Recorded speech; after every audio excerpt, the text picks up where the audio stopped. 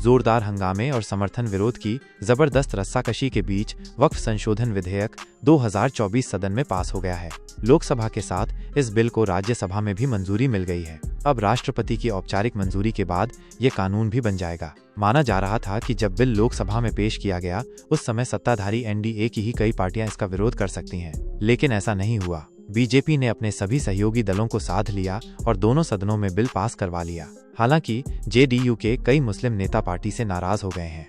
अब माना जा रहा है कि आने वाले चुनाव में एनडीए को इससे खासा नुकसान हो सकता है, क्योंकि कई पार्टियां जैसे टीडीपी, आरएलडी और खास तौर पर नीतीश कुमार की जेडीयू कुछ ऐसी पार्टियां हैं जिन्हें सेक्युलर पार्टियों के तौर पर भी देखा जाता था। लेकिन कहा जा रहा है कि बिल पास होने के बाद से उनसे मुस्लिम वोट बैंक बड़ी संख्या में खिसक सकता है। ऐसे में सवाल ये है कि वक्फ बिल के समर्थन से जेडीयू को कितना नफा नुकसान हुआ। वक्फ बिल जिस समय सिर्फ लोकसभा में पास हुआ था, राज्यसभा में जिस समय तक बिल को पास नहीं किया गया था या मंजूरी नहीं मिल पाई थी, तभी जेडीयू के कई मुस्लिम नेताओं ने अपनी नाराजगी जाहिर कर दी थी। कद्दावर नेता गुलाम गौस भी पार्टी से नाराज चल रहे थे। नीतीश कुमार के करीबी माने जाने वाले गुलाम रसूल बलियावी ने वक्फ बिल पर पार्टी के रुख पर विरोध जताया था। इसके अलावा मोहम्मद कासिम अंसारी ने इस्तीफा दे दिया था। वहीं इसके बाद मानो मुस्लिम नेताओं के इस्तीफे की झड़ी लग गई। पार्टी में अल्पसंख्यक प्रकोष्ठ के प्रदेश सचिव मोहम्मद शाहनवाज मलिक, प्रदेश महासचिव मोहम्मद तबरेज सिद्दीकी अली और दिलशान रायन ने अपना त्यागपत्र दे दिया। अब बिल को दोनों सदनों में पास हुए ज्यादा वक्त भी नहीं बीता है कि पार्टी में इतने अल्पसंख्यक नेताओं ने इस्तीफा दे दिया। जाहिर है कि जेडीयू के लिए यह एक बड़ा झटका है, खासकर तब जब राज्य में कुछ ही महीनों में विधानसभा चुनाव होने जा रहे हैं। जानकार मानते हैं कि भले ही विपक्ष की तमाम कोशिशों के बावजूद बिल सदन में पास हो गया, लेकिन इससे आने वाले चुनाव में एनडीए को बड़ा नुकसान हो सकता है। क्या मुश्किल में फंसी जेडीयू? बिहार में 17% मुस्लिम आबादी है। जेडीयू को मुस्लिम मतदाताओं का अच्छी संख्या में समर्थन प्राप्त है। अब बिहार में विधानसभा चुनाव होने वाले हैं तो ये लाजमी है कि विपक्षी पार्टियां पुरजोर तरीके से इसे चुनावी मुद्दा बनाएंगी। कांग्रेस, आरजेडी, कम्युनिस्ट पार्टी और बिहार में विपक्ष के अन्य गठबंधन दल इस पर बीजेपी, जेडीयू और एनडीए के अन्य दलों को घेरने की कोशिश करेगी।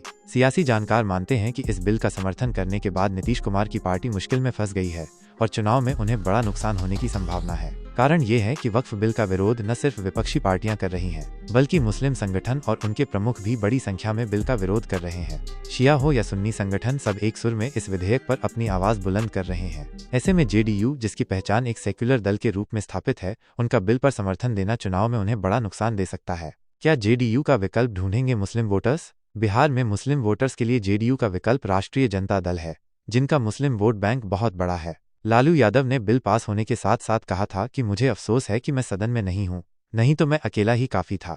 आरजेडी शुरू से ही बिल का विरोध कर रही है। जानकार मानते हैं कि विपक्ष चुनाव में ये नैरेटिव सेट करने की कोशिश कर सकता है कि बीजेपी मुस्लिमों का हक छीनना चाहती है और मुस्लिमों की संपत्तियों व अन्य चीजों में हिंदू समुदाय के लोगों को जगह देना चाहती है। और उनके साथ अब जेडीयू भी हार्डकोर हिंदुत्व की राजनीति या विचारधारा पर आगे बढ़ रही है। राजनीतिक विशेषज्ञों का कहना है कि विपक्ष ये नैरेटिव बनाने की कोशिश करेगा कि रमजान के दौरान जेडीयू की इफ्तार पार्टी और दूसरी ओर वक्फ बिल पर समर्थन सिर्फ एक सियासी प्रपंच है। इस समय मुस्लिम वोटर सरकार से नाराज हैं और इसी का फायदा उठाया भी जा सकता है।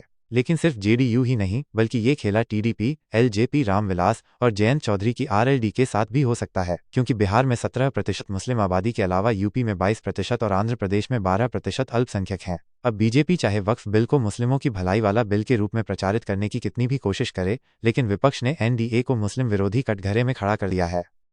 अगर आपको इसी तरह की और इन्फॉर्मेटिव वीडियोस चाहिए तो प्लीज़ सब्सक्राइब कर दीजिए अपने चैनल को।